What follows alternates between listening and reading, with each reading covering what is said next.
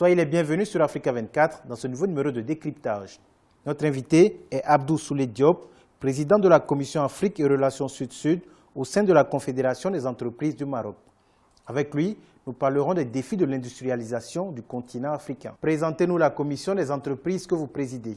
Le patronat marocain est le levier du secteur privé marocain et l'objectif de la Commission est vraiment d'accompagner la dynamique royale, d'accompagner les tournées royales sur le continent pour promouvoir la coopération sud-sud de nos entreprises avec les entreprises des pays sœurs et pour également nouer de forts partenariats entre le Maroc et les différents pays du Sud dans le cadre de la dynamique de coopération sud-sud que nous voulons impulser sur le continent et à travers le monde. Quels sont les défis de la coopération entre les secteurs privés du continent?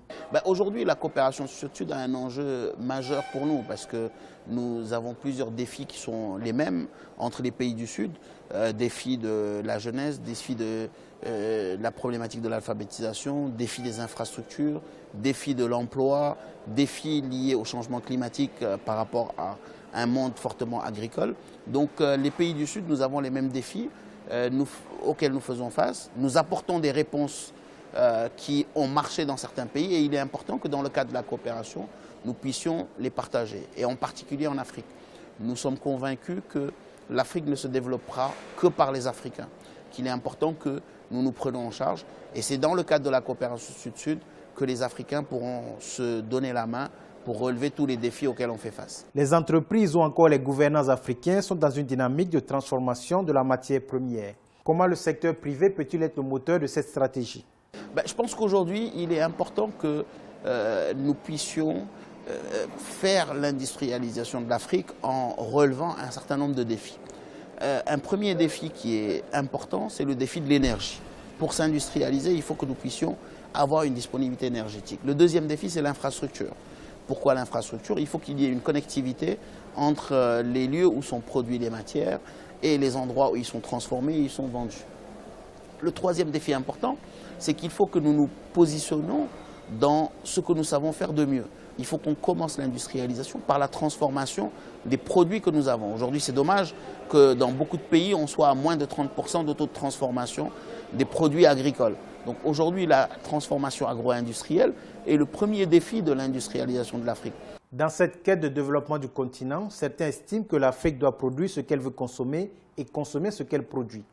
Quel est votre point de vue sur cette assertion? C'est absolument un des premiers défis du continent. Si on veut nourrir nos populations qui vont se développer dans les années à venir, on parle de 2 milliards d'habitants à horizon 2050, il faut que nous puissions produire ce que nous allons consommer. Il est impensable aujourd'hui que nous puissions disposer d'autant de terres arables inutilisées alors qu'on a encore des défis de sous-alimentation dans beaucoup de pays. Donc il faut qu'on se développe à travers l'autosuffisance alimentaire, il faut que l'agriculture soit un levier majeur de développement, que cette agriculture passe à une deuxième phase qui est la transformation pour que l'Afrique puisse faire face à ce défi de la nourriture. L'Afrique, comme tous les autres continents, fait face au changement climatique avec son lot de conséquences néfastes sur l'agriculture par exemple. Comment le continent peut relever ce défi afin de nourrir sa population? Dans le cadre de ce défi du changement climatique, le Maroc a proposé un programme assez intéressant qui est le triple A, qui est l'adaptation de l'agriculture en Afrique. Et dans le cadre de ce programme d'adaptation de l'agriculture en Afrique, le partage de technologies est essentiel. Aujourd'hui, on ne peut plus se baser exclusivement sur des pluies naturelles telles que ça existait il y a 20 ans. Aujourd'hui, on doit combiner plusieurs choses. On doit combiner une politique de barrage qui permet de retenir l'eau. On doit combiner l'échange de technologies qui permet de provoquer ces pluies-là. Et on doit aussi combiner un troisième élément, c'est d'avoir des cultures résistantes, des semences améliorées et avoir aussi un élément très important, une cartographie des sols qui permette de bien comprendre quelle est la teneur du sol, qu'est-ce que ce sol permet de faire comme agriculture la plus optimale. Donc c'est cette combinaison d'éléments qu'on doit partager dans le cadre de la coopération Sud-Sud pour relever le défi de l'agriculture dans le cadre des changements climatiques qui sont face auxquels l'Afrique a une vraie vulnérabilité. Quel type de relation entretenez-vous avec les autres patronats du continent africain? Aujourd'hui, on a une relation avec 46 patronats africains avec qui nous nous entraînons régulièrement. Lors de la COP22, on a lancé avec ces patronats l'initiative MBA for Climate, qui est le Marrakech Business Act for Climate, qui a permis à ces différents patronats de s'engager pour accompagner le secteur public dans le cadre du changement climatique. Et on se réunit régulièrement avec ces différents patronats dans le cadre de High Level Business Summit, où on échange de manière multilatérale et quelquefois, régulièrement, on se voit pour des relations plutôt bilatérales. Aujourd'hui, on a des conseils d'affaires avec différents patronats, une vingtaine de patronats. On a des groupes d'impulsion économique avec 3 pays.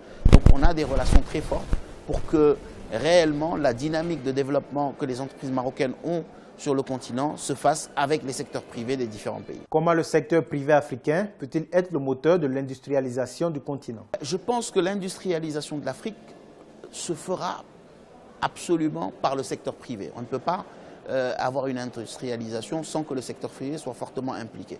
Donc le secteur public doit mettre le cadre, mais c'est le secteur privé qui va industrialiser. Il faut juste que nous passons de secteur privé de rente, parce qu'aujourd'hui c'est plus simple d'investir dans la pierre, d'investir dans des marchés publics où on est dans des situations de rente, vers des structures un peu plus risquées, des industries un peu plus risquées qui permettent justement de contribuer au développement du pays. Et donc le secteur privé a un rôle majeur à jouer. Il faut qu'on sensibilise nos capitaines du secteur privé pour qu'ils investissent dans l'industrie. Il faut qu'on puisse, dans les pays où on a très peu de transformation, les pousser à investir dans la transformation des produits agricoles. Donc aujourd'hui, il est clair que le levier principal, c'est le secteur privé, et c'est par le secteur privé que l'investissement se fera. Sinon, on va se retrouver à accueillir des investissements étrangers, et c'est les étrangers qui vont investir à notre place.